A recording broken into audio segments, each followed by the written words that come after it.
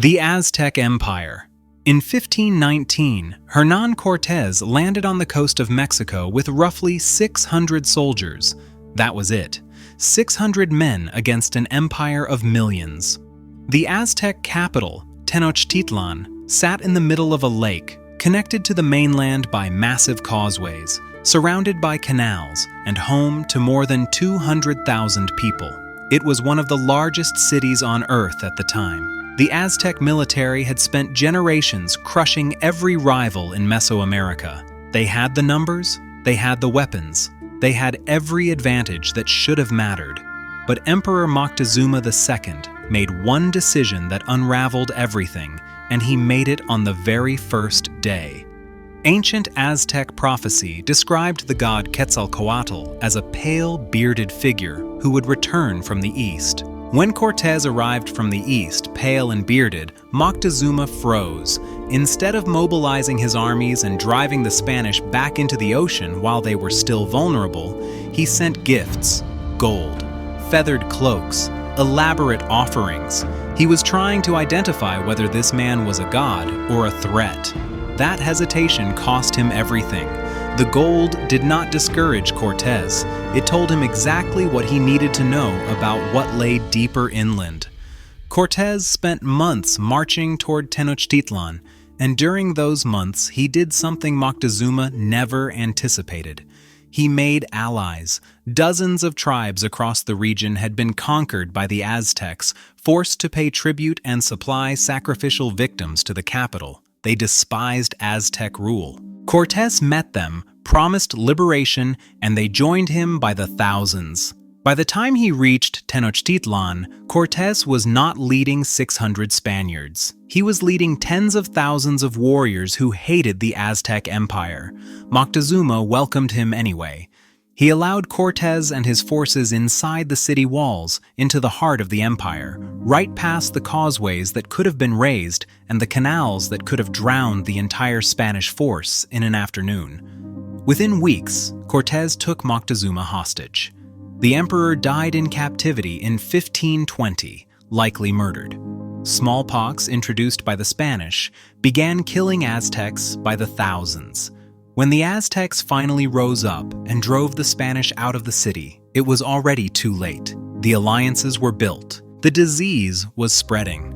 Cortés came back in 1521 with a massive allied force and besieged Tenochtitlan for 75 days. When it fell on August 13, 1521, one of the great civilizations of the ancient world was finished. The city was razed. The temples were torn down. Mexico City was built over the rubble.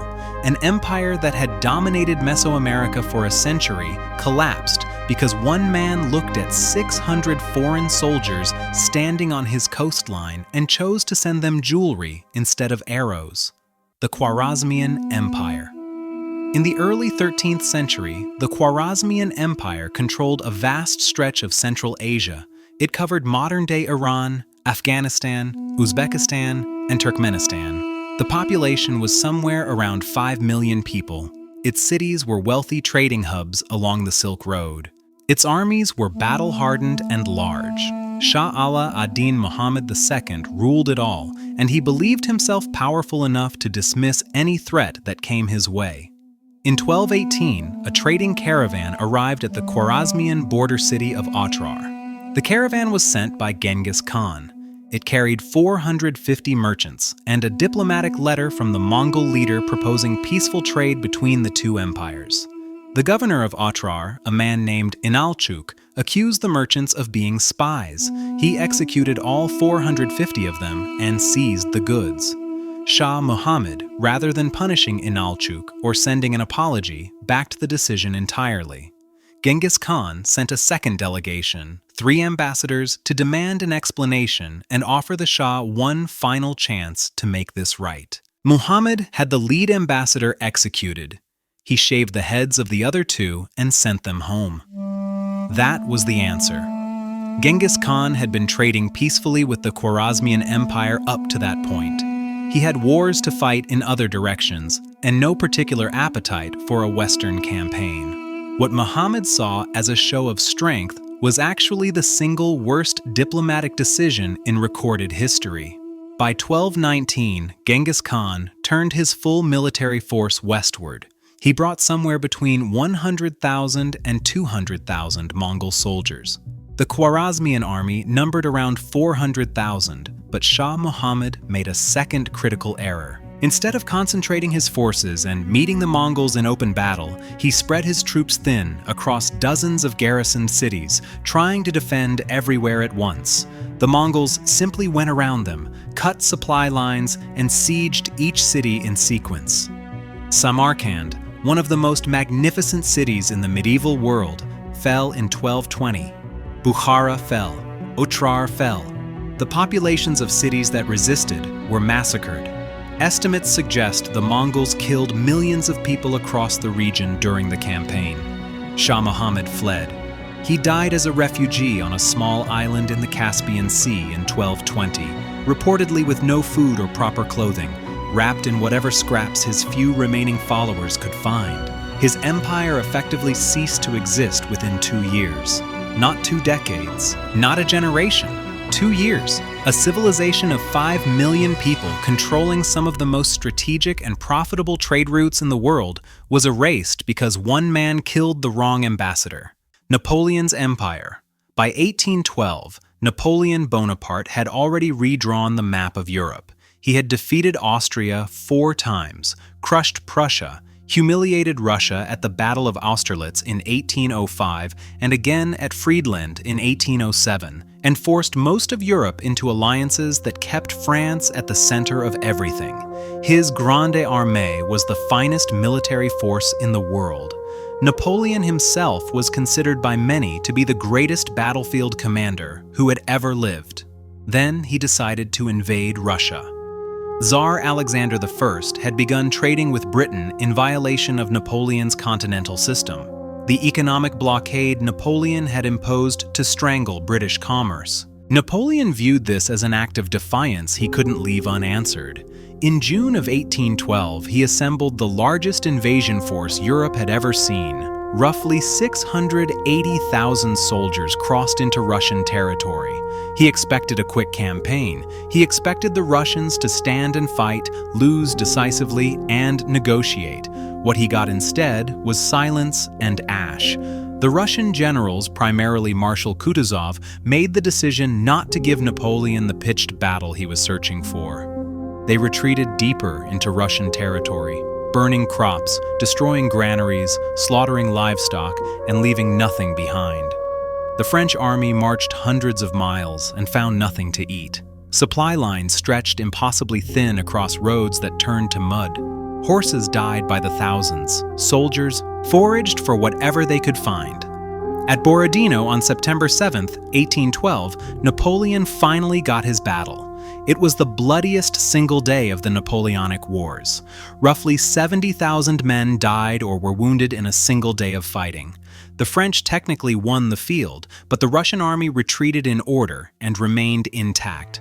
A week later, Napoleon marched into Moscow. He expected Alexander to surrender. Alexander said nothing. Then Moscow burned. Whether by order or by accident, the city was set on fire. Napoleon sat in a ruined city with no food, no peace offer, and winter coming. He waited for 5 weeks. Nothing came. On October 19, 1812, he ordered the retreat. The Russian winter hit the Grande Armée on the way back, with temperatures dropping to -30 and below. Men froze to death on the march. Cossack cavalry harassed the flanks day and night. Soldiers who fell behind were killed or died where they dropped.